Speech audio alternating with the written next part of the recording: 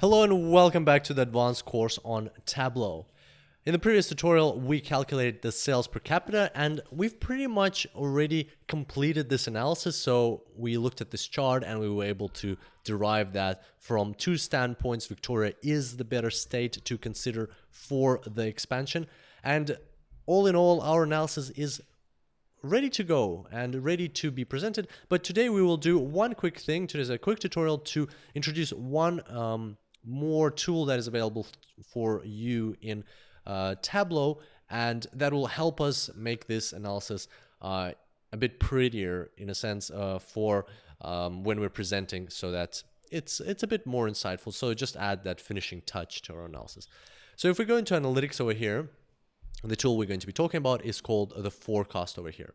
And in order to apply the forecast, what we're going to do is we're going to take a forecast and we're going to drag it onto the chart.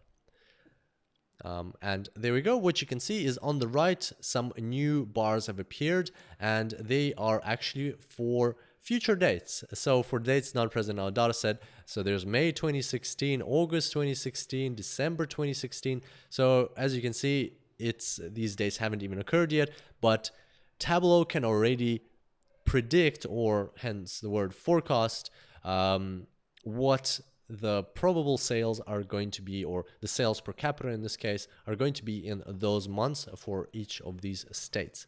And how does that work? How does Tableau predict? Well, Tableau is looking at two things. It's looking at the trend over here, which is we've already got highlighted or outlined with this trend line, and it's also looking at seasonality. So this is a great example where seasonality is playing a huge role. So as we discussed, the peaks are in December when people are buying lots for Christmas, New Year's, and the troughs are in February when people are paying off their credit cards. So Tableau is able to look at this information or look at these graphs and pick out these seasonal effects and apply them to the forecast. So not only is the trend intact, so it's taking the trend into account to see in which direction the sales per capita are going to go, but also you can see that here in December there's a peak, here in December there's a peak, and the trough falls into February. So the seasonal effects are also taken into account.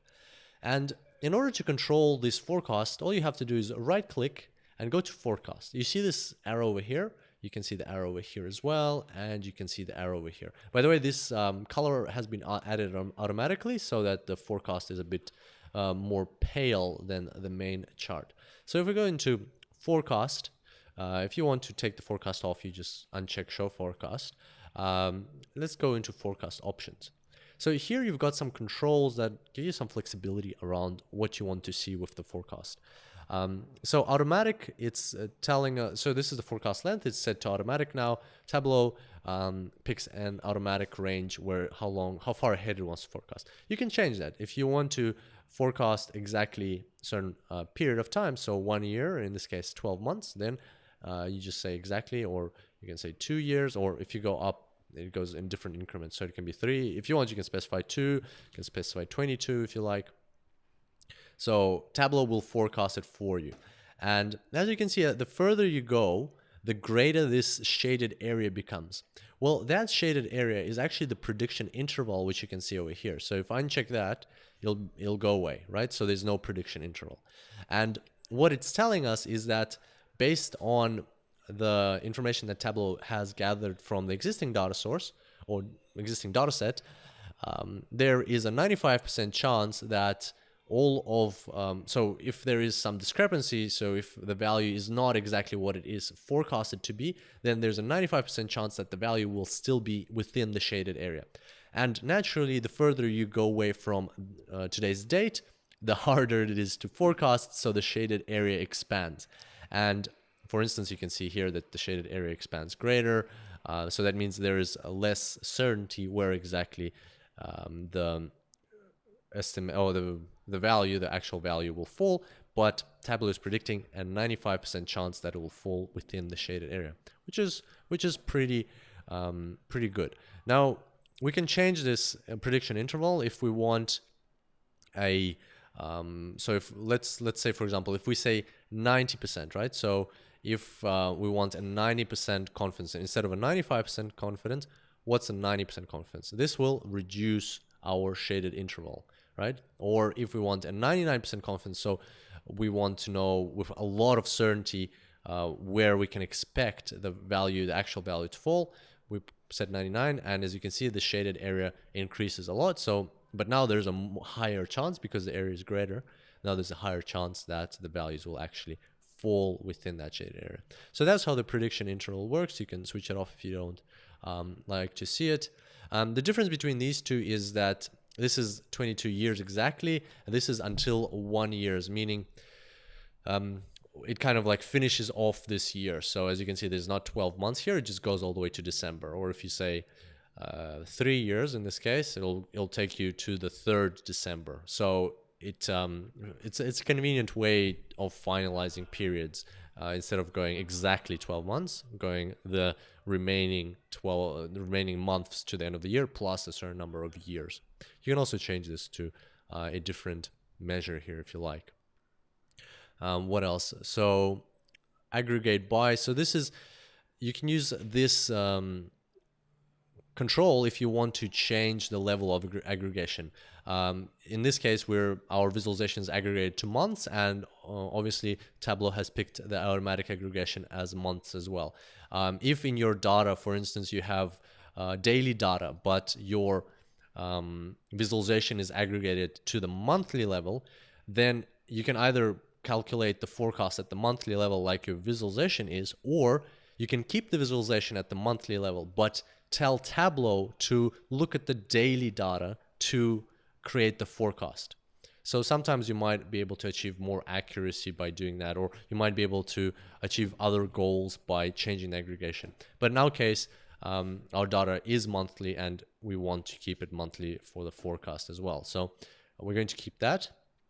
Ignore last allows you to ignore the last couple of months if you don't want them to participate in your forecast, and they're actually taken out of the visualization.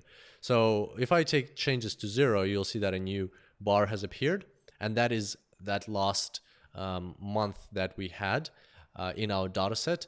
And in our case, we don't want to ignore any months because we know that any data that we're using is from the ABS, or Australian Bureau of Statistics, and therefore it's definitely final. It's not like it is actually published with a delay, with the purpose that we have to wait for the data to be final before we can get it. But sometimes in some cases you might be dealing with data that is not final, that this last month hasn't finished yet, and the data will change, so you don't want to include it in your forecast. So that's why Tableau defaults to 1. Sometimes it might even be a couple of months, so it might be 12 months that are not final. So if they're like CERN, I think I clicked enter, so let me go back in there. So maybe some sort of financial statements that haven't been finalized, or something that is still going to be reviewed and might be changed, you might want to omit a couple of months. So in our case, we don't want to omit anything, so we're going to say 0. That's too many zeros. All right, fill in missing values with zeros. Makes sense, right? So if there's some missing values in your observations, then I'll just put zeros in there.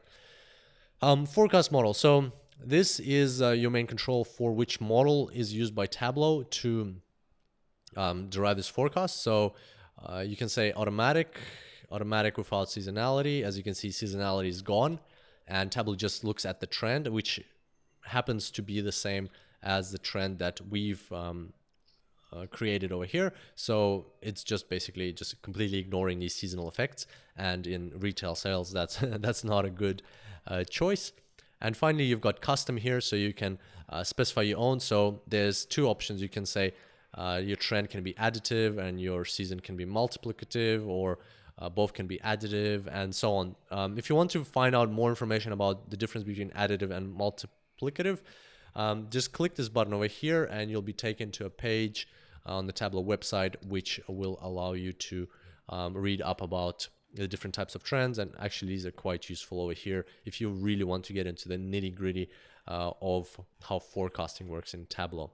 But otherwise, normally automatic should be sufficient to get some preliminary or general overview of what the trends and what the forecasts look like. So there we go. That's how you use the forecast options. We're going to leave the settings as they are now. We're going to click OK. And what this gives us is it gives us some kind of something interesting to talk about during our presentation. So it allows us not only to show the actual data, but say that, all right, so we're saying that Victoria is the industry that is most favorable to go and look for an expansion or to create an expansion in, and we can actually already, without any statistical effort on our behalf, we can predict what the sales per capita, how much people per person, people per month are going to be spending on our products in this industry. So we can already add a prediction to our final presentation, which is always a plus. It is always interesting to talk about. It is always something that attracts the attention of the people that you're presenting to. So there we go. That's how you use forecasting in Tableau. And this brings us to the end of today's tutorial. I look forward to seeing you next time. And until then, happy analyzing.